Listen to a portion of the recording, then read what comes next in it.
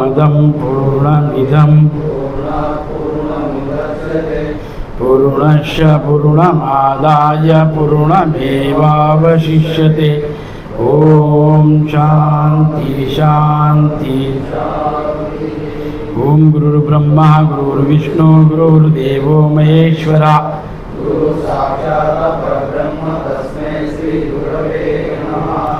ओम चिदंबराय मठाधीशं सिद्धारूढ़यतेश्वरम् यदंग्रिकमलद्वन्द्वं तापत्रय निवारणं शान्तैकवरदं देवं सिद्धारूढ़ं अहं भजे। सिद्धारूढ़ं अहं भजे।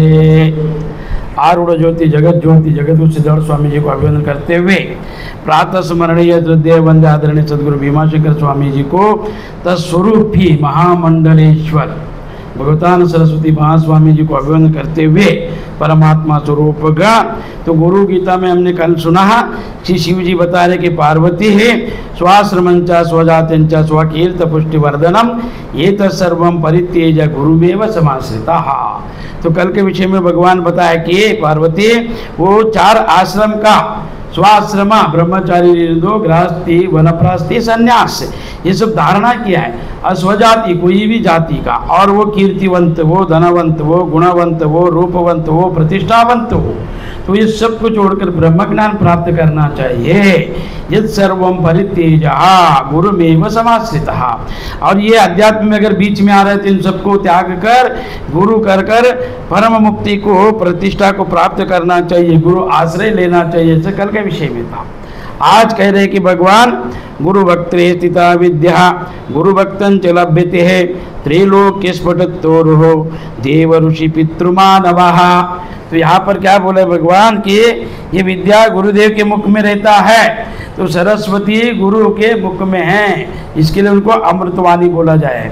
तो गुरु जो वाक्य कहता है तो वो वेद के समान होता है कि उनका जो ज्ञान है उनके मुख से निकलने वाला जो शब्द है वो केवल ब्रह्म ज्ञान को दर्शाता है, अन्य नहीं।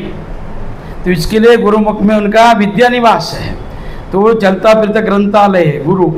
तो आप अगर ग्रंथ पढ़कर जानना चाहिए ना तो वो पढ़ा लिखा ज्ञान नहीं बताता है, पुस्तकों से ज्ञान नहीं लेता है। उस पुस्तकों को उन अर्थों को अनुभव करके उस अनुभूति को शब्द के रूप में सुलभ सर्वोपनिषदो गावो दुग्ध गोपाल नंदना पार्थवस्सा सुधीर भक्तम दुग्धम गीतामृतम महत।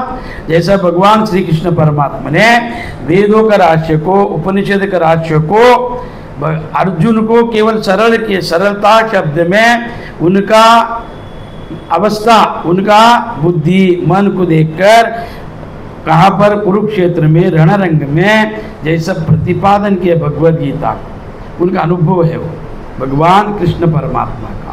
और वो सब उपनिषदों का सार है। सार है ना निचोड़। अभी देखो आप अगर सेंगदाना ले गए एक गोली सेंगदाना में एक डब्बा तेल निकलता है वो सार है उन सबका। ऐसा ही सब ग्रंथों को अभ्यास करने के बाद उनका जो निचोड़ है उनका जो सार है उनका जो तत्व को जानकर शिष्य को प्रतिपादन करता है गुरु। कि माँ जैसा एक बच्चड़ा देखो बच्चे के लिए क्या करते हैं माँ तो भोजन करता है अच्छा पौष्टिक आहार उसको पचाते हैं, पचाने के बाद उस दूध को पिलाकर शिशु को बड़ा करता है। ऐसा ही अनेक शास्त्रों को पढ़कर गुरु सारभूत तत्व को अनुभव आने के लिए सरल भाषा में और संक्षिप्त में उपदेश करता है शिष्य को। तो इसके लिए पार्वती गुरुदेव ही गुरु का मुख में ही सरस्वती का निवास है। गुरु वक्त्रम स्थिते विद्या। ये विद्या किधर है? ब्रह्म विद्या गुरु के पास है, अन्य देवता के पास नहीं है। आप चाहे कोई भी जगन माता को या कोई देवता को तपस्या करके आप प्रसन्न करके ले सकता है, वश करके ले सकता है, काम करके ले सकता है, मगर मोक्ष नहीं मिलेगा। तो केवल मोक्ष देने का जो विद्या है गुरु के पास है, वो ब्रह्म विद्या, ब्रह्म वेता, वेद मूर्ति गुरु। वो गुरु भक्त चालाभ्यते है। और ये विद्या किसको मिलेगा? गुरु भक्त को। ये प्राप्ति कौन कर सकता है? गुरु भक्त, अभक्त नहीं कर सकते। गुरु निंदक, गुरु का गुण को गाने वाला, गुरु को स्तुति करने वाला, गुरु को सेवा करने वाला जो है उसको ये मिल सकता है। वो निंदा करेगा या शास्त्रों का, गुरु का, हरि और ईश्वर का, तो उसको नहीं मिलेगा ये। तो इसके लिए 3 लोकों में है। देखो, 3 लोकों में गुरु का वर्णन किया है, गुरु का महिमा को गाया है 3 लोक में, स्वर्ग लोक में, पाताल लोक में, मृत लोक में।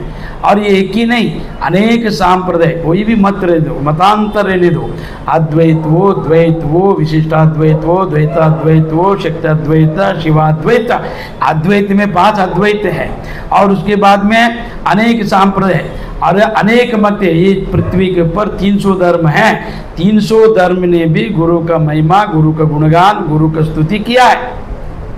ये की नहीं, इसके लिए यहाँ पर क्या बोला है? 3 लोकों में, देवता लोक भी, ऋषि लोक भी, मुनि लोक भी, पितृलोक में, मानवों में, सब में गुरु का गुणगान गाया है। बिना गुरु का किसी को मोक्ष प्राप्त नहीं हुआ। और गुरु का महिमा सर्वत्र गाया गया, 3 लोकों में गाया है। देवता गण वो, ऋषि गण वो, मुनि गण वो, पितृगण वो, मनुष्य गण वो, कोई भी हो, उनका गुरु का महिमा का बखान, गुरु का स्तुति सबने किया है। बिना गुरु आज तक किसी ने ज्ञान प्राप्त नहीं किया है। तो ज्ञान पूर्णत्व होना चाहिए। दीक्षा लिया है, परोक्षता अपरोक्षता नहीं है। दीक्षा लिया है, मंत्र को जानता है, ठीक है, मंत्र जापने से पाप अक्षय होता है, बुद्धि बढ़ता है, धन बढ़ता है, आरोग्य बढ़ता है। उतना ही भौतिक पदार्थ के लिए जो दीक्षा लेते हैं उसको बोला जाता है अपर विद्या। अपर विद्या यानी भौतिक पदार्थों को प्राप्त करने के लिए जो क्रिया करता है उसका नाम है अपरा। पर परा विद्या मोक्ष देता है। तो 2 प्रकार का है जगत में विद्या, परा अपरा। परा विद्या को जो जानता है तो वो परा विद्या संसार का सुख देता है। इतना भी आप भौतिक पदार्थ को पाने के लिए जो चेष्टा करता है, तपस्या, जप, तप आदि, तो वो देता है, मोक्ष नहीं देता है। मोक्ष देने वाला एक ही विद्या है परा। परा, परावाणी ईश्वरवाणी है और वो परावाणी ही सुनाई नहीं देता है, उसको सुनने के लिए साधना करना पड़ता है। पराहा नाभि के नीचे, पराहा पश्यंती हृदय में, परा पश्यंती, मध्यमा कंठ में, वैखरी सुनाई देता है। परावाणी को सुनना चाहिए, उसको अनादनाद बोला है। बिना बजाए हुआ ताली, बिना संघर्ष का, बिना स्पर्श का जो ध्वनि निकलता है उसका नाम है परावाणी। परावाणी ईश्वरवाणी है। तो परावाणी चौथा है, नाभि में है, वो छुपा है, तो उसका स्पंदन होता है किसी को हृदय में, फिर कंठ में, फिर कंठ से शब्द ओटो के रूप में बाहर फूटता है, उसका नाम है परा पश्यंती मध्यमा वैखरी। वैखरी हृदय में, कंठ में जो है परा पश्यंती मध्यमा, मध्यमा कहाँ पर? कंठ में, वो स्वप्न में बोलता है, सूक्ष्म देय। हृदय जो कारण देय है, अनुभूति करता है, कारण देय, कारण से भी जाना चाहिए वो, स्थूला सूक्ष्म कारण महाकारण, जागृता स्वप्न सुसुप्ति तूर्या ये नोंदिಲ್ಲದೆ ತಾನಿಲ್ಲನಿಸದೆ ಈ ನಿಖಿಳಮಯಾರೂಢವೆ ನಿಪಹ। तो वो परावाणी है।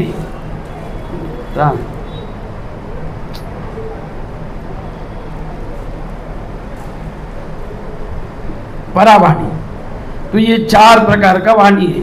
तो चौथा वाणी को जो प्राप्त करते हैं उसको ईश्वर वाचा, ईश्वरवाणी, परावाणी, देववाणी ऐसा बोला जाता है। तो इसके लिए यहाँ पर क्या बोला है? ये गुरु का गुणगान सभी ने गाया है। तो बिना गुरु का आज तक कोई किसी ने आत्मज्ञान प्राप्त नहीं किया है, मुक्ति प्राप्त नहीं किया है बिना गुरु का। तो नचिकेत का गुरु है यमधर्म, और जनक का गुरु है अष्टवक्र, राम का गुरु है वशिष्ठ, कृष्ण का गुरु है सांदीपिनी, सिद्धार्थ स्वामी का गुरु है गजदंड, गजदंड का गुरु है सदाशिव, शिव, स्वयं शिव ने दीक्षा दी है ना। गुरुनाथा का गुरु है सिद्धारूढ़ स्वामी, ऐसा अनेक, ज्ञानेश्वर का गुरु है निवृत्ति, मीराबाई का गुरु है संत रोहिदास, सबका गुरु है।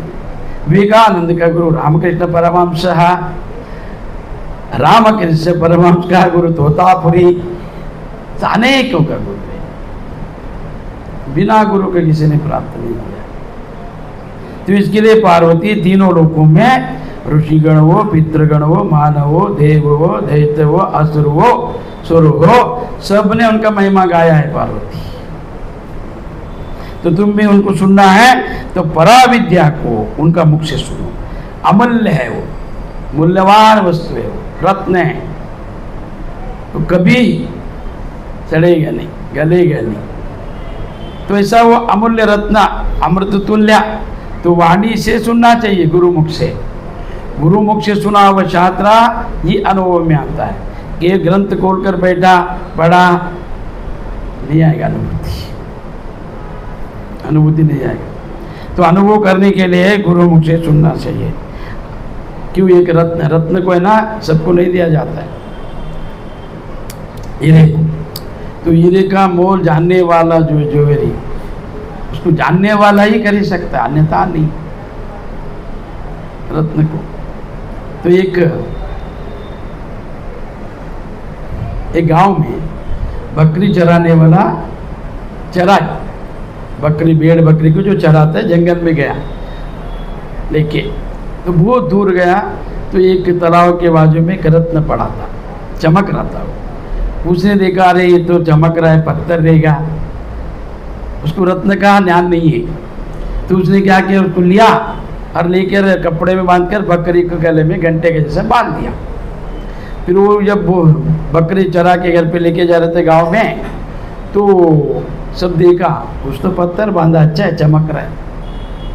जानने में आया नहीं उसको, उसका कीमत पता नहीं उसकी।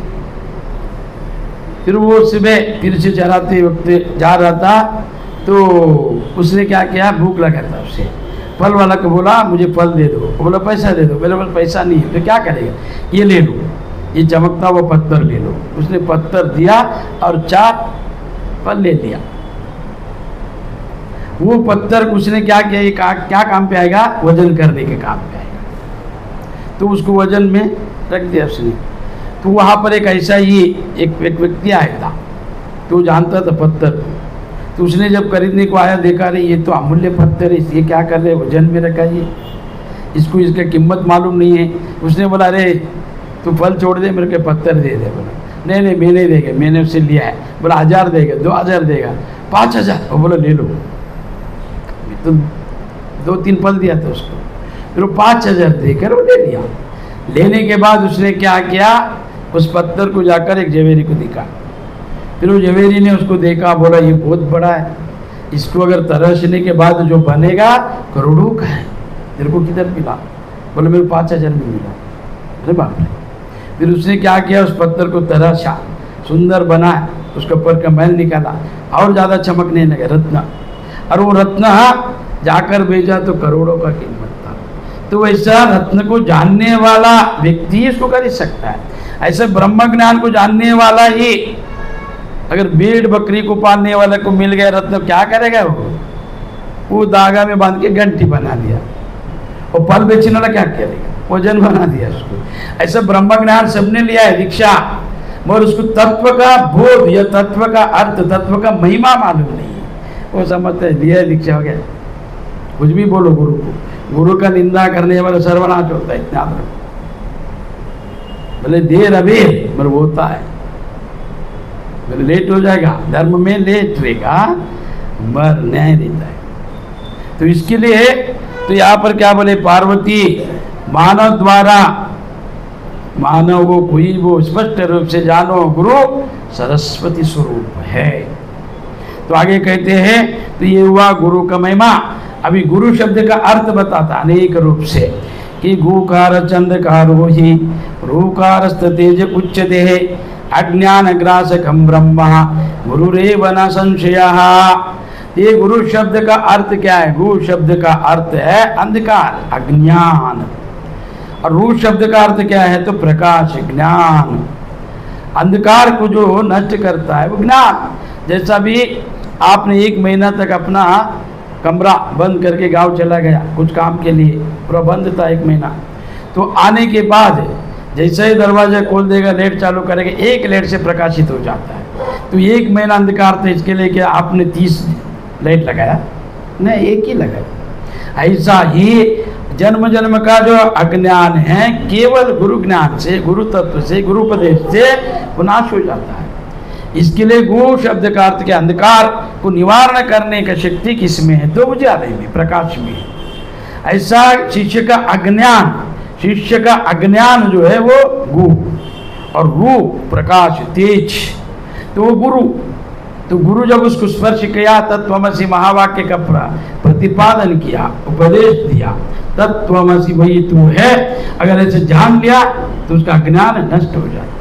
तो इसके लिए वहां पर 2 शब्द दिए, गु रू। तो रू यह है प्रकाश है, और गु जो है अंधकार है। तो अज्ञान को ग्रासक ब्रह्म गुरुरेव न संशय। तो ये शब्द जो है एक अज्ञान को नष्ट करने वाला और ब्रह्म रूप प्रकाश है। और वो अज्ञान जो है अविद्या उपाधि आपको बांधता था, जन्म जन्म का कारण बना है। वो जन्म जन्म का कारण का निवारण करने वाला, ब्रह्म स्वरूप देने वाला जो प्रकाश है वो रूकार है। तो इसके लिए उनको गुरु कहते हैं। और इसके लिए उनमें संशय नहीं रखना चाहिए, संशय नहीं रखना चाहिए। संशय मत करो पार्वती कि अज्ञान जाएगा कि नहीं। अज्ञान है, अज्ञान है तो कौन है वो अज्ञान को नाश करने वाला? अज्ञान का अंधेरा ही नहीं है, प्रकाश का अभाव है। जहां पर प्रकाश नहीं है वहां पर अंधकार है। प्रकाश जब आने के बाद अंधेरा रहता नहीं, कहां पर गया? किसने भगाया उसको? तो समझा नहीं। ठीक है, एक कथा बताएगा। एक लड़का था, उसका है ना शादी हो गया। शादी होने के बाद उसको सुहागरात मनाना था, तो वो चंचल मंचल हो रहा था। बड़ा अभी क्या, शादी होने के बाद देव पूजा, सत्यनारायण पूजा, वो पूजा, ये पूजा, तो सब अतिथि था। तो उनके साथ उसका पत्नी भी सोता था। तो वो क्या करा, अंधेरे में, गांव में अंधेरा, तो कहीं वो सब चादर ओढ़कर सोता था कि किसको उठाए, कैसा। तो उसने क्या किया, एक मित्र को पूछा, अभी मेरे पत्नी को बुलाना है, कैसा बुलाओ? तो उसने बोला, अरे अंधेरे को हटा दे, सब दिखेगा। तो अंधेरे को कैसा हटाना चाहिए? उसने बोला, एक गोनी ले, उसमें अंधेरे को भर और उसको बाहर फेंकते जा। अंधेरे को भर, बाहर फेंकते जा, अंधेरे को भर, बाहर फेंकते जा। तो वो क्या किया, रात 12 बजे से एक चादर लिया, उसमें अंधेरे को पकड़ के बाहर झटक रहा था। ऐसे सुबह हो गया, सुबह प्रकाश हो गया। फिर वो बोला, अरे क्या रे, ये रात भर काम किया, सुबह हो गया, अंधेरे जाने के लिए इतना टाइम लगा, 12 घंटा। फिर मित्र को बोला, सुबह हो गया ना इस वक्त। तो उसने बोला, ऐसा कर, अभी एक झाड़ू ले दे, वो है ना चादर से नहीं जा रहा है, अभी झाड़ू से कर, अंधेरे को झाड़ू से मारते जा, वो हट जाएगा। फिर वो झाड़ू से मारते गए, फिर सुबह हो गया, गया नहीं। फिर उसके मित्र को बोला, अरे ऐसा कर, अभी है ना चादर झाड़ू हो गए, लकड़ी ले ले, छोड़ मत उस अंधेरे को, उसको मारते जा। फिर लकड़ी लिया, तो दरवाजे के बंद है दरवाजा, दरवाजे खोल कर मारने लगा, चला जा चला जा। ये सुबह हो गया, 3 दिन बीत गया। फिर ये बोला, अरे तेरे को ध्यान नहीं है। तो दूसरा मित्र को पूछा, वो बोले, ये मूर्ख, अंधेरे को तो भगा सकता है? वो मारने से जाएगा, झाड़ू मारने से जाएगा, चादर में बांधने से जाएगा?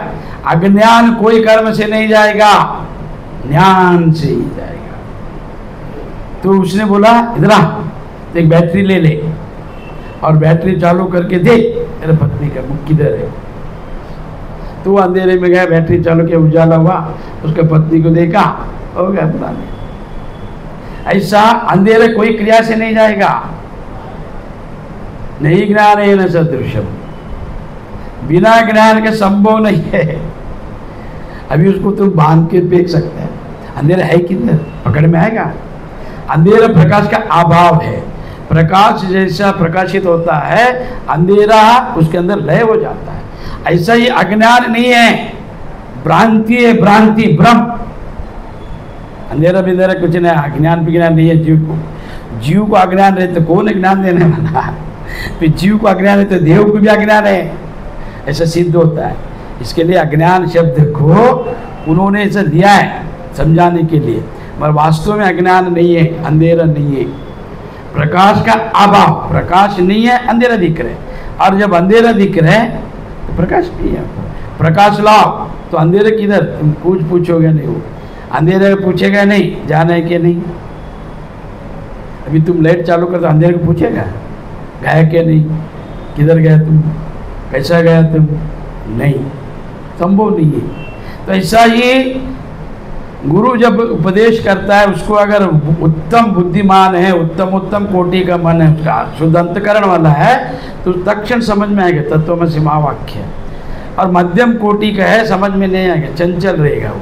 तमोगुणी तो उसको कुछ भी समझ में नहीं आएगा, वो गुरु और शास्त्र को तुच्छ मानेगा या अपना ढंग से, अपना अंदाज से उसका व्याख्यान करेगा, तो अज्ञान है। तो इसके लिए गुरु जो है अज्ञान को निवारण करता है। इसके लिए सबसे बड़ा अंधेरे को दूर करता है प्रकाश। एक मेणबत्ती बस हो गया और अंधेरे को, कमरा 10 बाय 10 का कमरे को प्रकाशित करता है, तो एक क्षण में वो निवारण होता है, वो टाइम नहीं लगता है। अंधेरे नहीं बोलेगा मैं 30 दिन था, तुम एक लाइट कैसा जला है, 30 जलाओ, ऐसा नहीं बोलेगा। नहीं मैं 30 दिन के बाद जाएगा, ऐसा नहीं बोलेगा। तो इसके लिए जो अंधकार एक क्षण में ही लुप्त हो जाता है कि वो है ही नहीं है। अगर अंधकार है, दिखता है आपको, भासता है, ब्रह्म है वो, प्रकाश नहीं, इसके लिए अंधकार है। प्रकाश आ गया, अंधकार उसमें लय हो जाता है। सुबह जैसे देखो, रात को अंधेरा रहेगा, सुबह सूर्य प्रकाश जैसा आता है तो वो अंधकार कहाँ पर जाता है, लय हो जाता है, है ही नहीं वो। दिखाई दिया, ऐसा जगत नहीं है, दिखाई दे रहा है, तो दिखाई दे रहे तो मानना पड़ेगा, फिर माना उपाय करना पड़ेगा, फिर उपाय के लिए करो तपस्या, दान धर्म यज्ञ जप तप आदि। माना है तुम, भ्रम है तुम्हारा, भ्रांति। तो भ्रांति निवारण के लिए क्या करना चाहिए, तो गुरु करना चाहिए।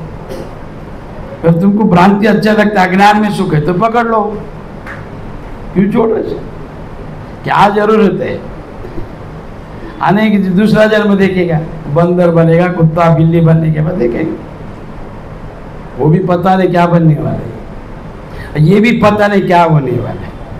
तो इसके लिए गुरु करना चाहिए। करने का कारण क्या है, गत जन्म का बोध नहीं है, अपूर्व जन्म का ज्ञान नहीं है। तो ये जन्म है, तो ये अभी है, सशक्त है, बुद्धि है, हाथ पैर है, चलता है, फिरता है, बोलता है, तो प्राप्त करना चाहिए। गुरु करने का अर्थ क्या है कि ज्ञान जो देवता नहीं दे सकता तुमको। नहीं तो राम कृष्ण आकर अगर मिला तो अच्छा है, वो मिला भी रहेगा आपको, राम कृष्ण प्रत्यक्ष हो गए रहेगा, देवी वो भी सगुण है ना, वो भी जाने वाले, पूर्ण नहीं है। तो इसके लिए तो यहाँ पर क्या बोला है, गुरु का शब्द का अर्थ बहुत गंभीर है, गुरु शब्द। और आगे गुरुकार चंदकारस्तु रूकारस्थो सन्निरोध कृतः अंधकार विनाश तत्व गुरुरीत्या विद्यते है। तो यहाँ पर क्या बोले, गुरुकार जो अंधकार और उसको दूर करने वाला, रूकार, गुरु जो शब्द है वो अंधकार है, उसको दूर करने वाला जो रूकार है वो ज्ञान है। अज्ञान रूपी अंधकार को नष्ट करने के कारण गुरु कहते हैं। अंधकार रूप जो है अज्ञान शिष्य में, उसको दूर करने के कारण उनको गुरु बोला जाता है। गुरु गुरु कोई बोले हे गुरु, ऐसा नहीं बोले। गुरु का नाम जय जयकार में लिया जाता है, क्यों, पुण्यवंत वावे गीता सज्जनांच आवे। तो जो तपस्या की है, ज्ञानी है, जो नित्य उपासना करता है, ध्यान करते हैं, नामस्मरण करता है, वो सिद्ध है। उनको वाणी, उनके देह, उनकी बुद्धि सिद्ध है। तो उनका नामस्मरण करने से तुमको यज्ञ करने का, दान, जप, तप आदि का फल मिल जाता है। इसके लिए उत्तम लोगों का स्मरण करना चाहिए। ऐसा नहीं जो तपस्वी है उनका, वो कोई भी हो। तो व्यक्तिगत रूप में हाँ मेरा गुरु का ऐसा नहीं, सभी गुरु यानी एक है, उपाधि से भिन्न है, गुरु तत्व एक है, सोने में कोई भेद नहीं है। देखो एक बाजार में ना पेड़े का दुकान ज़्यादा था, पूरा उधर पेड़ा इधर पेड़ा, पेड़ा बनाने वाला था। अपना अपना नाम, अपना अपना वर्चस्व, अपना अपना ख्याति था, सबका अलग अलग। तो एक आदमी क्या किया, उसका पास पैसा नहीं था, उसने बोला अभी पेड़ा खाने कैसा खाएगा। उसने दोनों दुकानदारों को झगड़ा लगाया, तेरा पेड़ा से उसका, उसका हिस्सा ऐसा झगड़ा लगा। तो उन लोग दोनों ने एक एक उसको पेड़ा फेंक रहा था, वो फेंकते थे, एक आता था, ये फेंकते थे, वो खाता था। उसको पेड़ा खाकर संतोष होना है ना, दुकानदार से कुछ लेन देन नहीं, बिना पैसा का चाहिए उसे। तो उसने झगड़ा लगाया, वो फेंकने लगा, एक आने लगा। तो ऐसा अनेक शिष्य लोग हैं गुरुओं में झगड़ा लगाने वाला, वो ध्यान चाहिए कि ध्यान चाहिए, ये ऐसे वो वैसा, तो उसको पेड़ भरना है। तो ऐसा लोग भी है जगत में। तो ठीक है, उसने उछाल है, बुद्धिमत्ता है, सबका विद्या जानना है, तो उसका पेड़ा में क्या ऐसा तत्व है, क्या ऐसा विख्यात है। बोला कुछ भी ले, तुम्हारा वो अच्छा है। वो बोला ऐसा नहीं, ये ले मेरा पेड़ा। फिर उसने किया, अरे तुम्हारा कुछ भी नहीं, उसका अच्छा है, उससे मेरा अच्छा है, ये ले बोला। तो ऐसे गुरु लोग भी बुला बुला के खिलाते हैं शिष्य लोग को। तो ठीक है, कोई बुला के खिलाने दे, खा लो, पेट भर लो, बुद्धि भर लो। तो बुद्धि तुम्हारा भरना चाहिए ज्ञान से। पेट भरता है भोजन से, ज्ञान से बुद्धि भर जाता है। अगर बुद्धि परिपक्व है तो तुमको ज्ञान हो जाएगा। तो इसके लिए यहाँ पर क्या बोला है, गुरु जो है तो वो अंधकार को मिटा, वो गुणातीत है। गुकारच्च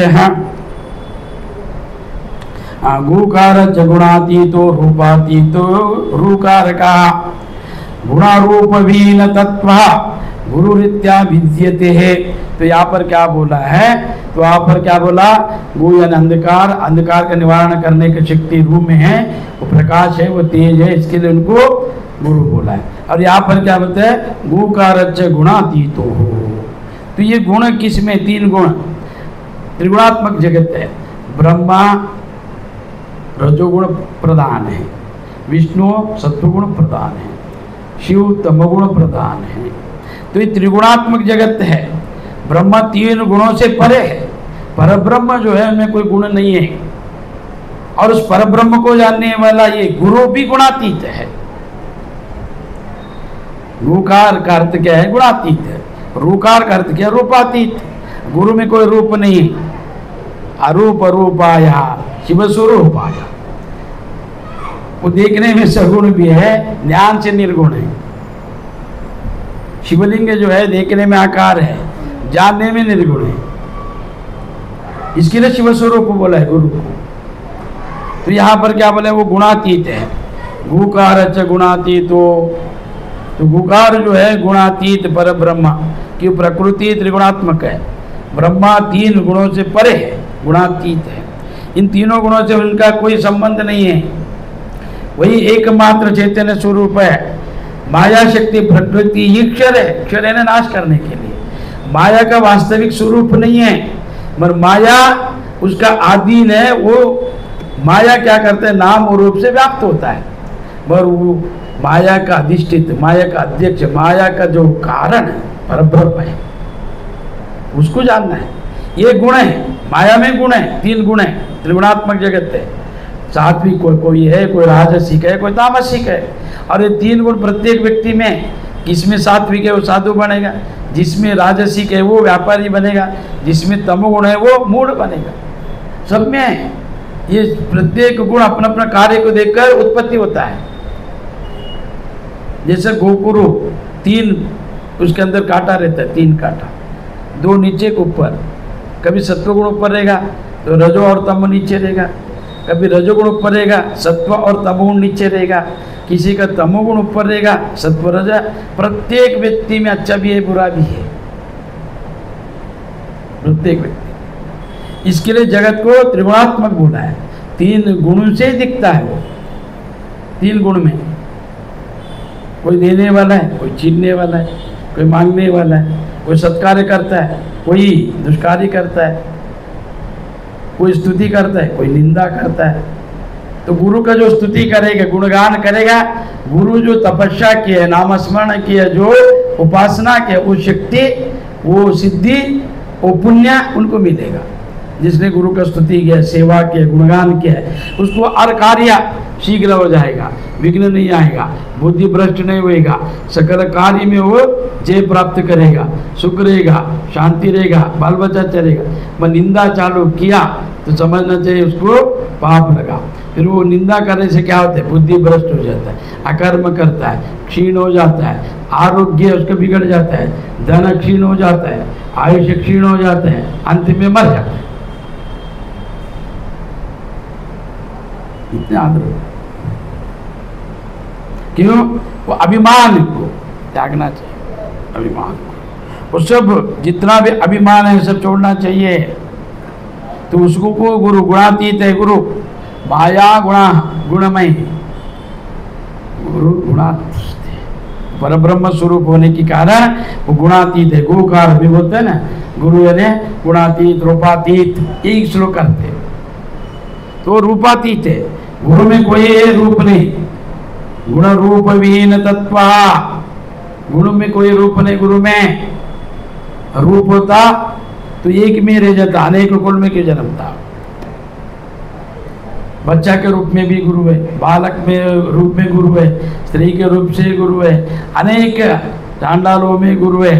शंकराचार्य कारण जन्म अवतारी, और उन्होंने वेद को स्थापना करने के लिए, नास्तिकत्व मिटाने के लिए, वेदों में जो दोष था उसको निवारण करने के लिए, प्रचार प्रसार करने के लिए कैलाश में मीटिंग करके शिव के रूप में आया हुआ जगत गुरु शंकराचार्य ब्राह्मण कुल में जन्म लेकर 4 वेद, 18 पुराण, 6 शास्त्र, दिव्यागमन सब कर उन्होंने भाषा किया स्वयं, और प्रकृति की अनेक ग्रंथ सूत्र लिखा। तो वो जब काशी में गया स्नान करते वक्त उनको जय जयकार किया लोग, तो उनमें भी एक भाव आ गया कि मैं ब्राह्मण को उद्धार किया। उतने में उनका गुरु का गुरु कौन है? उनका गुरु शंकराचार्य के गुरु गौड़पाद, गोविंद पाद का गुरु गौड़पाद। तो शंकराचार्य जी के गुरु जो था गोविंदाचार्य, गोविंद गौड़पादाचार्य, तो उनका गुरु का नाम था गौड़पादा। तो गौड़पादा शंकराचार्य को, उनका गुरु ने कोई ग्रंथ बिंद लिखा नहीं है, गोविंदाचार्य ने।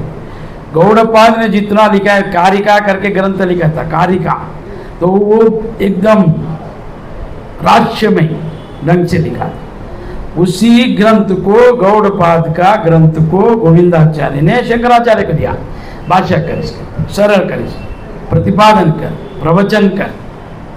तो गौड़पाद स्वप्न में आया, शंकराचार्य को बोला तुम ये सब क्या बोलते हैं, अध्यास है, आभास है, भ्रांति है, ब्रह्म है, तुम देह को कैसा माना रे ब्राह्मण, माना कैसा तुम?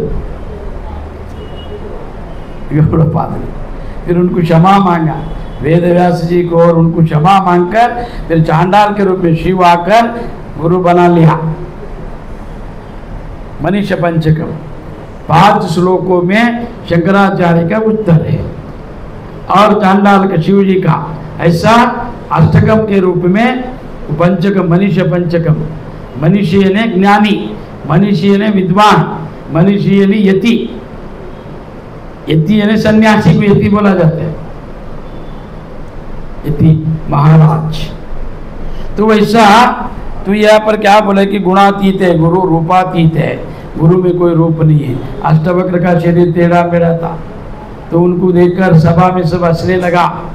तो ज्ञानियों के सभा में सब हंसने को देखकर अष्टवक्र में क्रोध आया। उन्होंने बोला ये चांबार का सभा है, शरीर क्या है, चर्म है ना, तो इस शरीर को देखकर तुम हंस रहे और अपने को ज्ञानी मान रहे। तो किसी का शरीर का टेढ़ा मेढ़ापन या किसी का मन का कोई है रोगी है, मानसिक रोगी है, शरीर से अपंग है, व्यंग है, तो उनका कभी भी निंदा नहीं कर सकते।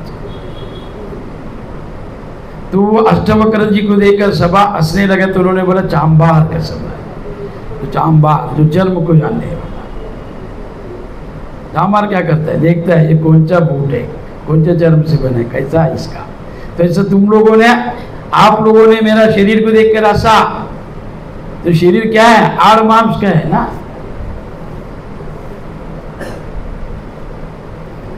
इसके लिए गुरु को कोई रूप नहीं होता है। ज्ञान निर्गुण निराकार है, इसके लिए वो गुणातीत है और जाति पात रहित है। गुरु को कभी जाति नहीं पूछना चाहिए। ब्राह्मण ने भी दीक्षा लिया, अभी ब्राह्मण लोग जात पात छोड़ रहे हैं, मगर ये शूद्र लोग नहीं छोड़ रहे। मेरे से कितना ब्राह्मण दीक्षा लिया है, अपने शिष्य लोग बोला रहे वो शूद्र है, ब्राह्मण और पंडित लोग हैं। लोग कितना ईर्ष्या और जात पात होता है गुरु में, ज्ञान होता है। प्रकाश की कोई भेद नहीं है। प्रकाश किसी के घर पे भी जलाओ तुम अग्नि, वो एक जैसा जलेगा। चांडाल के घर में अलग, ये ब्राह्मण के घर में लाल पीला होता है नहीं, उसका जो स्वभाव वैसा ही है। अगर अग्नि ने अपना स्वभाव को छोड़ दिया तो वो धर्महीन हो जाता है। तो इसके लिए कभी भी गुरु का जात पूछना नहीं चाहिए और उनका अवगुण को कभी देखना नहीं चाहिए। गुरु में अवगुण होता ही नहीं, अगर वो गुरु है। शिष्य में होता है। अपना अवगुण को छुपाने के लिए वो गुरु को ऊपर दाग लगाएगा, तो होता है शिष्यों में। तो निष्ठावंत नहीं है तो उसमें रहेगा। तो इसके लिए यहाँ पर क्या बोला है, गुण रूप विहीन तत्व।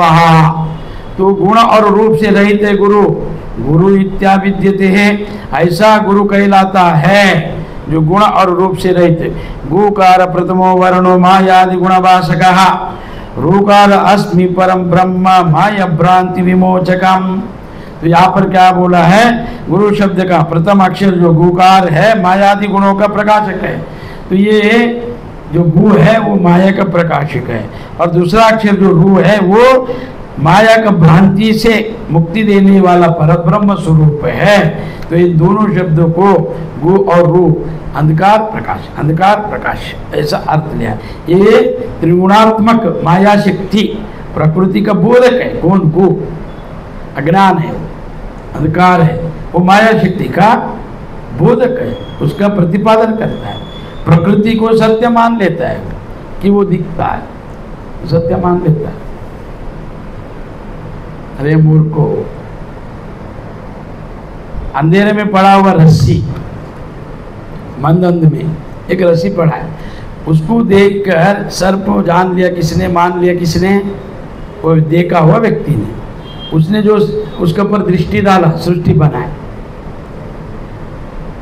जितना उसका दृष्टि वैसा सृष्टि, उसने दृष्टि डाला उस रस्सी के ऊपर, तो उसको लगा सांप है, सांप के जैसा पतला है, वो टेढ़ा मेढ़ा है, तो उसको सर्प माना। कभी भी रस्सी सांप बनेगा? बना है? किसने बनाया? तुम्हारा दृष्टि नहीं बना है, तुम्हारा दृष्टि जाना नहीं, इसको मान लिया सब। देखो अच्छा सुनो, जाना नहीं माना। अरे मूर्ख, तू जान के मानने कहता, जानने के बाद मानना नहीं है, स्वानुभव। तुम जाना नहीं माना, क्या रस्सी को सांप माना? अभी तुम सांप माने तो तुम डरा है ना, तुम्हारे में है भाई, तो भाई के लिए मंत्र को, यंत्र को, तंत्र को उपयोग करेगा। मंत्र बोलेगा, सांप का सीखा है तो हो जाएगा, नहीं गया, अरे मंत्र भी हो गया, फेल हो गया, तो फिर वो यंत्र करेगा, यंत्र लिखेगा, वो भी नहीं गया, फिर तंत्र करेगा, वनस्पति लाएगा, तंत्र है क्रिया, वो करेगा। फिर लकड़ी से धैर्य करके गया एक बैटरी लेके, फिर लकड़ी चला, अरे ये क्या मरा है कि जिंदा, देखता है अरे ये तो रस्सी है। जब उसी में है रस्सी में सांप था तो सांप माना किसने? उसने, जिसने देखा सांप माना। अच्छा सांप माना उसको जानना चाहिए ना, फिर वो जानने के बाद सांप रहेगा? पहले था क्या? ये जगत भी नहीं है, तुमने माना है, जाना नहीं है। अगर तुम जान लेता था ये ब्रह्म ही दिखता था, जो है अधिष्ठान से क्या रसी है और रसी दिखता था। अगर तुम जान लेता था, तुमने जाना नहीं, माना, सर्प को माना, फिर सांप का भ्रांति हुआ, फिर उसको उपाय किया, फिर धैर्य किया, तब जाकर माना।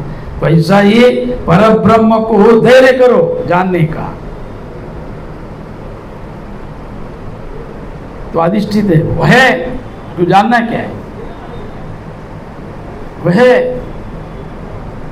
तुम्हारा बोलने से है रस्सी सांप बनानी, बनेगा भी नहीं, है ही नहीं। तो ऐसे तुम्हारा बोलने से जगत कोई परिवर्तन होने वाला नहीं है।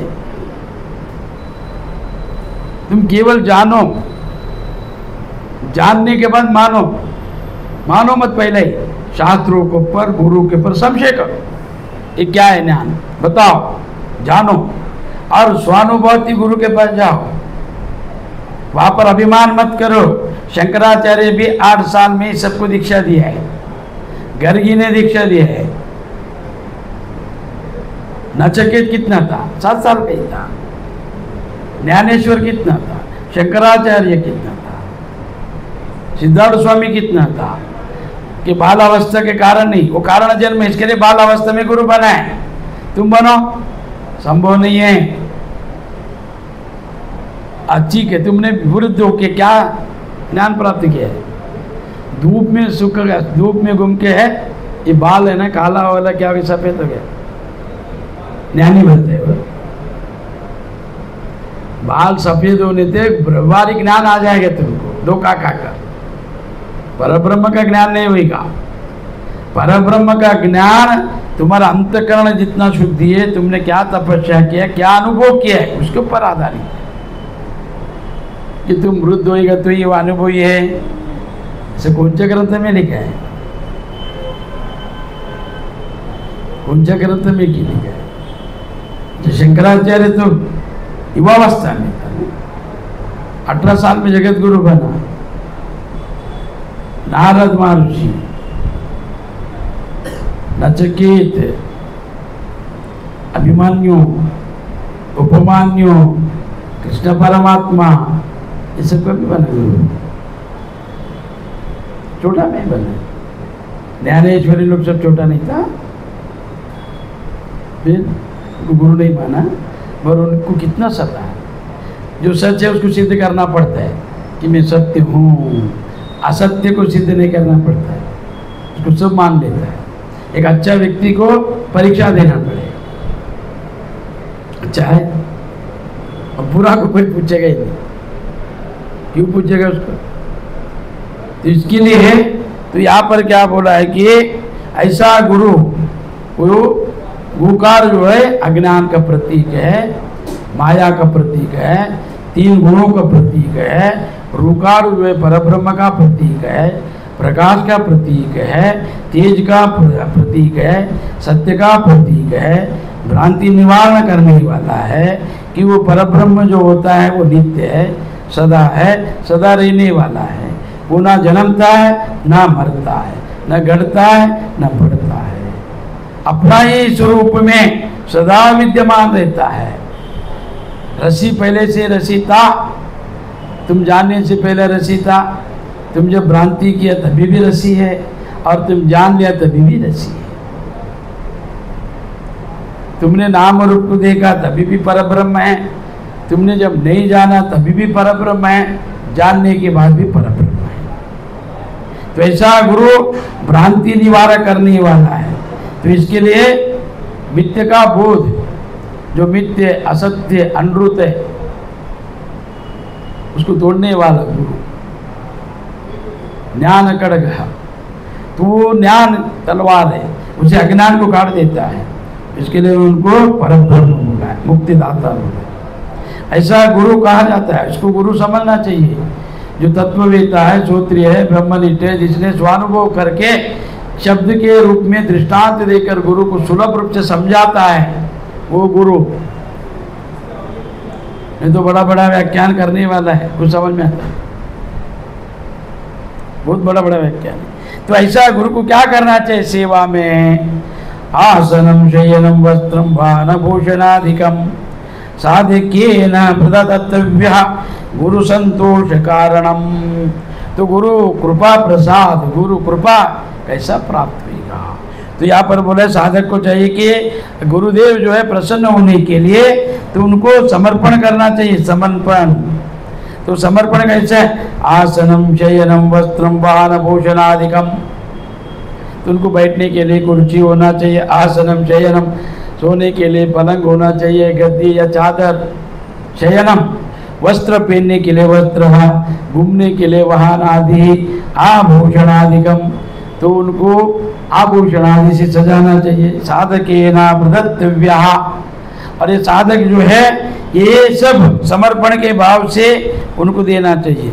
गुरु संतोष कारकम, गुरु संतोष होना चाहिए। गुरु कभी संतोष होता है? देखो ये तो बाह्य वस्तु है, तो पहला समर्पण भाव लेना चाहिए। बिना समर्पण का गुरु प्रसन्न नहीं होगा। तुमने क्या दिया है देने के लिए? कुछ भी नहीं। फूल बाहर से लाया है, फल बाहर से लाया है, जल बाहर से लाया है, अगरबत्ती बाहर का, विभूति दुकान में कर दे, हल्दी कुंकु पेड़ा वो सब बाहर से लाया है, पैसा लेके। तुम्हारा क्या उसमें? फलम पुष्पम तोयम, ठीक है, कुछ श्रद्धा व्यक्त करने के लिए। तुम्हारे पास ज्ञान नहीं है देने के लिए, केवल धन है तो वो धन ही दे सकता है। समर्पण में चाहिए तो क्या? तो इच्छाओं का समर्पण करो गुरु को, मन बुद्धि को समर्पण करो। काय वाच मानसः, ये त्रिकरण से कर्म करता है गुरुदेव, तो ये त्रिकरण शुद्ध होना चाहिए। इसके लिए आमपन नहीं रहना चाहिए। अहंकार मन बुद्धि का समर्पण करो, इच्छाओं को तुम समर्पण करो। क्यों? इच्छा बढ़ते जाता है। आज 2 लाख मिला तो कल 4 लाख चाहिए उसे, वो 2 लाख में नहीं रुकेगा। वो बोलेगा अरे 2, पहला 2 बोलेगा, 2 मिलने के बाद बोलेगा नहीं रे 4 मिलने का था, 2 मिल गया। वो 2 भूल जाएगा, 4 में अटक जाएगा। वो 4 मिलने के बाद बोलेगा अरे 10 मिलने का था, 10 तो कम मिला, कुछ तो गलती हो गया। वो आस बढ़ता ही रहता है।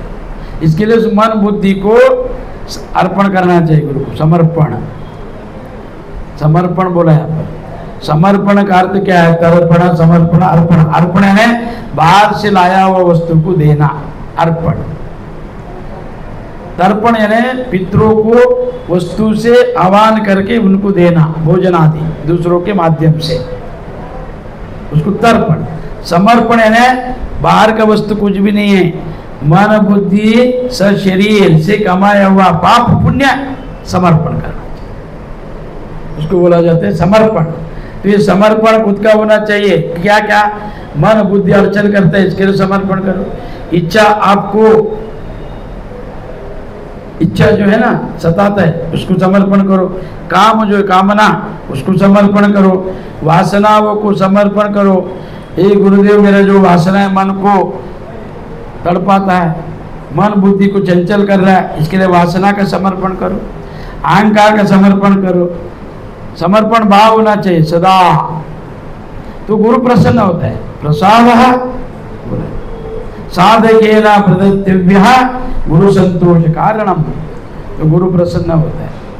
आप तंग स्थान सद्भाव से, सद्भाव रहना चाहिए शिष्य में। शिवाजी महाराज जब महाराज बना, शिवाजी राजा, राजा नहीं, तो उनको जब गुरु रामदास स्वामी, शिवाजी महाराज के गुरु, तो वैरागी था रामदास स्वामी।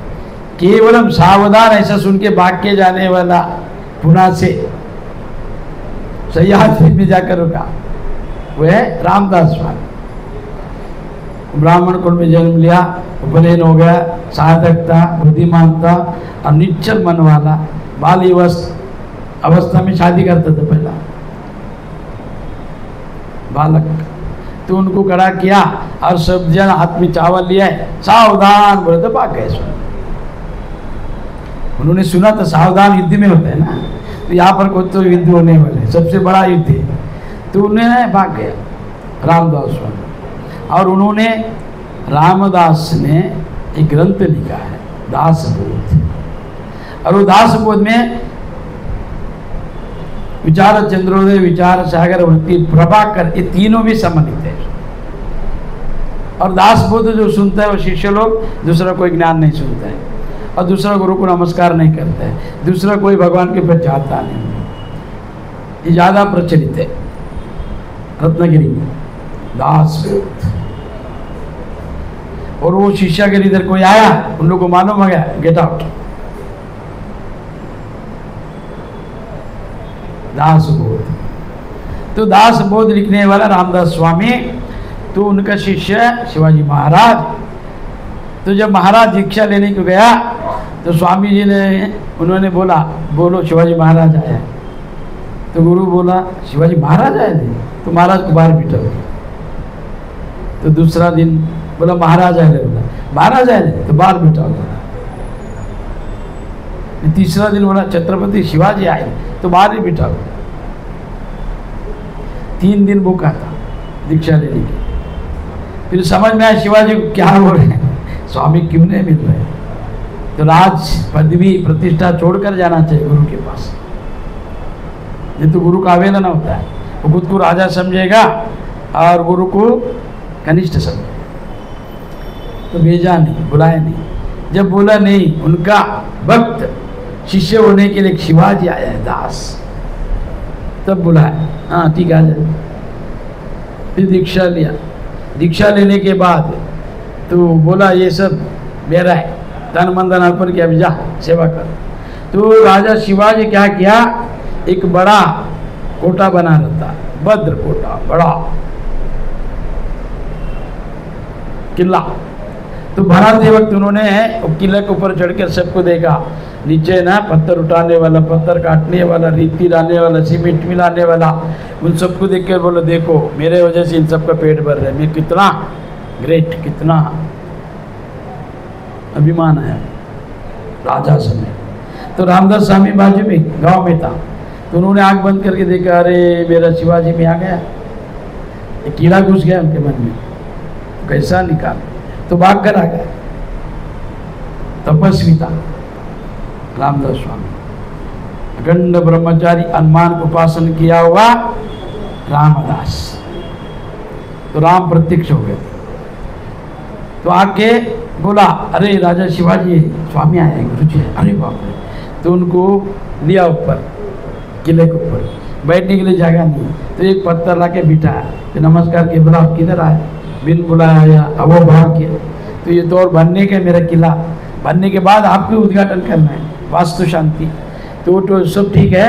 वो पत्थर लेके आया, बड़ा वाला पत्थर वो लेके आया। बोला रुको, फिर एक हथौड़ी लेके आओ, उसको तोड़ो। तोड़ा तो पत्थर में एक बेंडुक निकला। फिर शिवाजी ये पत्थर में किधर से गए थे जल और वायु, ये कैसा जिंदा था पत्थर में बेंडुक पहुंचा। उनको समझ में आ गया कि गुरु ने मेरे लिए सब लीला किया है।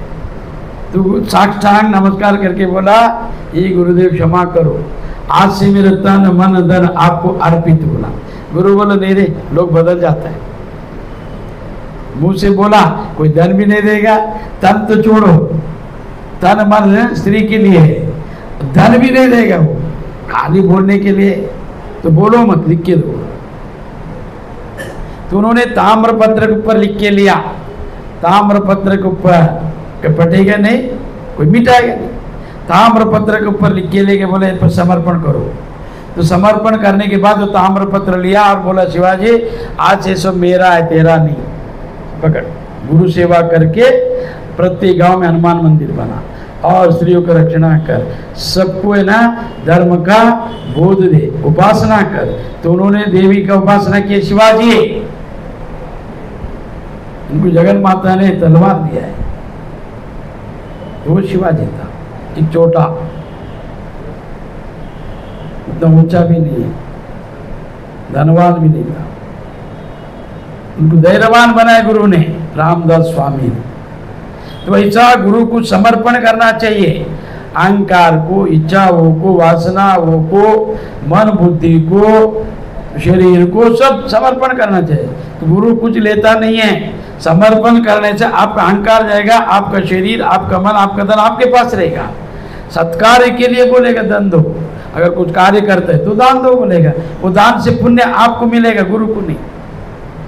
तो कभी ऐसा मत सोचो कि गुरु लेगा, अरे कुछ नहीं लेगा, और तुम्हारे पास देने के लिए कुछ है ही नहीं धन के सिवाय।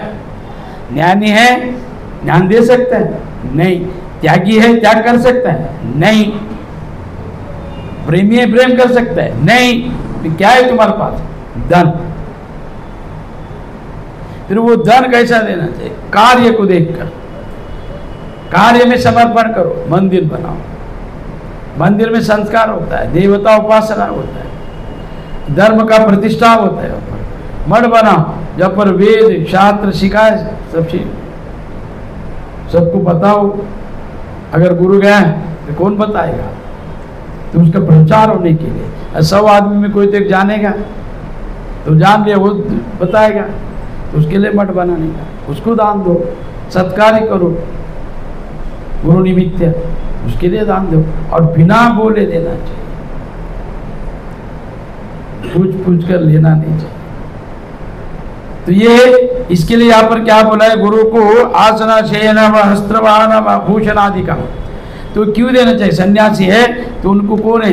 शिष्य ही उनका पुत्र है ना, तो उनका अधिकार है क्या? गुरु को लेने के लिए घर, पहनने के लिए वस्त्र, अगर उनको आरोग्य है ठीक है, आरोग्य नहीं है, अनारोग्य है तो औषध, उनको सजा कर उनको अच्छा दिखना चाहिए, ये सब करना चाहिए। अभी आजकल कैसे है मालूम नहीं, शिष्य लोग पहला बोलेगा मेरे को करोड़पति बनाओ तो आपको मैं 10,000 दान में देगा, वो दान लेके आप कार्य करो, और वो गाड़ी में घूमेगा, गुरु चलने का। गुरु अगर गाड़ी में घूमा, शिष्य चल रहा तो गाली देगा, ये कैसे गुरु है? हम लोग चल रहे हो गाड़ी में घूम रहे, गुरु एक वृक्ष के नीचे बैठ के भिक्षा मांगने का, ऐसा नहीं है, ऐसा परंपरा नहीं है। दारिद्रता में कोई ज्ञान नहीं होता है, श्रीमंत में कोई भोगी नहीं होता है, श्रीमंतता भी ऐश्वर्य भी ज्ञान का माध्यम बन सकता है, दारिद्रता नहीं है ज्ञान। कौन बोले? अपना सनातन धर्म में सन्यासियों को स्वामी बोले, स्वामी है यति राजा,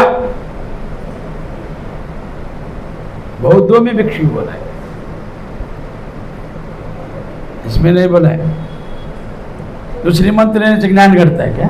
हाँ, वो श्रीमंत अज्ञानी नहीं रहना चाहिए, ज्ञानी रहना चाहिए। उसके पास है धन, ज्ञानी के पास वो सत्कार्य करेगा, लोक कल्याण करेगा। कितना महात्मा साहब अभी पीठाधिपति लोग हॉस्पिटल बनाए, पैसा ज्यादा तो अनाथ आश्रम बनाए, नेत्रा हॉस्पिटल, बड़ा बड़ा हार्ट का हॉस्पिटल, स्कूल कॉलेज क्यों बनाए? कुछ धन है, दान दिया है। तो सन्यासी ने कहा है क्या? अच्छा तुम्हारा पास रहेगा बनाए तो तुम्हारा व्यक्तिगत हो जाएगा, उनका तो सबका है ना, पर वो सबका है, सब छीनना नहीं चाहिए, उसको तोड़ना नहीं चाहिए, उसे बढ़ाना चाहिए, उसको शिष्य बोला गया है। तो अगर सन्यासी को शिष्य ही है, गृहस्थी पालन पोषण करना चाहिए, बस बिना मांगा गुरु करके ले तो शिष्य द्वेष करता है, इतना बड़ा घर क्यों? पहला घर नहीं तो किसी ने बुला के नहीं लेके गए, किसी ने बोला नहीं प्रवचन करेगा आ जाओ, एक और लेगा स्वामी जी, अब भी तो कोई मेरा शिक्षक बोला नहीं कि हम लोग श्रावण मास हो या कोई भी मास में आप अभी नवरात्रि कर रहे तो बंद करा कि हम लोग आपका ये सब कार्य करेगा आगे आकर, किसी ने बोला? श्रावण मास में प्रत्येक और लेकर कोई प्रवचन किया है? अच्छा वो जाने दो, श्रावण मास में मैं घर बांध कर पूरा सब आके सुना है, अभी समाज बुलाए तो आके सुने, ऐसा नहीं होना चाहिए। प्रत्येक ग्रंथों के एक एक महीना सुनना चाहिए, 7 दिन सप्ताह रखना चाहिए। कौन रखा सप्ताह? इसने दान दिया, इसने कार्य किया, ना पुण्य किया और पुण्य का फल चाहिए। और पाप की सबको करना है, पाप का फल नहीं चाहिए। पाप करना है, छोड़ना नहीं है उसे, पर उसका फल भोग नहीं चाहिए, उसका दुख नहीं चाहिए। पुण्य नहीं करना है, किसी दान नहीं देना है, पर पुण्य का फल दो। यह अज्ञान है, अज्ञान निवारण करके लेना चाहिए। केवल बुद्धिमत्ता दिखाने के लिए, ईर्ष्या दिखाने के लिए ज्ञान का खंडन करना, गुरु का खंडन करना, शास्त्रों का खंडन करना, ये पाप है। तुम सनातनी हो, तुम मनुष्य हो, तुम जो करेगा वो दिखेगा, बढ़ेगा। अभी बना है, इसके लिए बैठ रहे ना, पूर्वजों ने बना तो इसकी रक्षा करना चाहिए, बढ़ाना चाहिए, इसको प्रचार करना चाहिए। पर वो प्रचार में विचार रहना चाहिए। केवल प्रचार करने के लिए एक मीडिया का उपयोग करके प्रचार करके लिए लोक संख्या बढ़ा लिया, उससे कुछ हो जाना नहीं। विचार से प्रचार होना चाहिए, वहां पर ध्यान रहना चाहिए, सत्य रहना चाहिए, फिर प्रचार करो, चाहे 100 लोग हो, वो बढ़ेगा, उनमें निष्ठा आएगा। निष्ठावंत को बनाओ, निष्ठावंत अंदर से आता है। नहीं तो समाज का आया, समाज का खाया, फिर समाज वालों को बोल के गया, गुरु के पास आया, गुरु को बोल के गया, ऐसा नहीं होना चाहिए। तो इसके लिए तो यहाँ पर क्या बोला है, मेरा समझ में कुछ नहीं, जो कुछ है सो तेरा। तो मेरा कुछ भी नहीं है, सब तेरा, तुझको समर्पण, क्या लागे मेरा, सब तेरा है, मेरा कुछ नहीं। कुछ लाया नहीं तो कुछ लेके नहीं जाए, जो दिया है आपने दिया है, आपके कार्य के लिए उपयोग करके लो गुरुदेव, ऐसा नमस्कार करना चाहिए गुरु को। और गुरु गृहस्थी है, उसका बेटा लोग अच्छा है तो वो संभालेगा। अगर वो भी नहीं संभालते, तुम दीक्षा लिया है तो गुरु का वस्त्र, वाहन, भूषण, औषधा, वो सब देखने का कर्तव्य है। ऐसा कम शिष्य लोग है, ऐसा नहीं है, मेरा भी शिष्य लोग है देखने वाला, कम है, वो देखता है, निष्ठावंत लोग है। तो इसके लिए तो ये निष्ठावंत रहना चाहिए गुरु के प्रति। तो उनको क्या काम है, क्यों देने का, ऐसा नहीं। करोड़ों का कार्य है तो करोड़ों का ही दान आना चाहिए, लाखों में आएगा कार्य नहीं होगा, लेट होएगा। फिर लेट होने से क्या होता है, वहां पर संशय आ जाता। तो इसके लिए देखो, जो उत्सव कभी मनाना है तभी मना देगा, ऐसा ही कार्य को भी काल के अनुसार ही करना चाहिए। तो उसको बोला जाता है नियम, निष्ठा। तो आज बोला 10 साल के बाद दिया, उसको अर्थ नहीं रहता है। तो इसके लिए यहाँ पर क्या बोले, आसनम शयनम वस्त्र वाहन भूषणादिकम साधकेना प्रदर्व्या गुरु संतोष कारण। तो गुरु संतोष होना चाहिए, प्रसन्न होना चाहिए, तब ज्ञान मिलेगा ना। ज्ञान ऐसे नहीं देगा। बहुत लोग ऐसा आने वाला जाने वाला, कैसे लोग है, मन में भी शिष्य बनेगा। तो 3 शिष्य था एक गुरु का।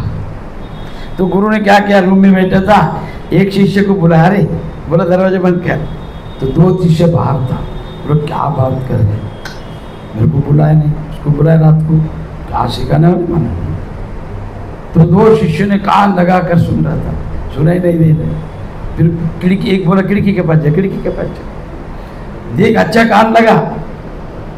वो खिड़की के पास गया, एक दरवाजे के पास है, सुन रहे। उतने में बारिश है, तो एक बोला, अरे बारिश है, चलना है, कुछ नहीं आता है, बारिश है तो क्या, सुनो क्या बोले, क्या कर रहे देखो। गुरु उसको बुला, अपने बुलाए नहीं, क्या अपन सेवा नहीं करते, वही करते, हम भी शिष्य। फिर गुरु जब दरवाजा खोला, बारिश में भीग रहा था। गुरु बुला, दो तुमने जितना बारिश में भीगने को तैयार हो गया, और जितना एकाग्रता रखा, बाहर कुछ भी होने दो, कोई मरने तो चलेगा, मर, इधर कान रखा, एकाग्रता इधर था ना। ऐसा ही अगर ज्ञान में रखता तो उधर हो जाता था। नहीं नहीं नहीं, ध्यान में नहीं रखेगा। ध्यान क्या सब आया सुना नहीं सुना चलेगा, पर वो सुनना चाहिए क्या कर रहे हैं वो देखने का। ऐसा शिष्य नहीं, ऐसा क्या मिलेगा, क्या सुनना है, क्या नया है, कुछ नहीं। तो इसके लिए गुरु गीता सर्वोपरि, इसमें वेदांत और नियम, गुरु शिष्य तत्व, धर्म, दान, यज्ञ का, जप का, सबका महिमा बताया, गुरु का लक्षण भी बताया कौन है शिष्य। इसके लिए इसको मन से सुन। आज इतना है। जय जय गुरु मंगलम पार्वती पति ईश्वर राम महादेव।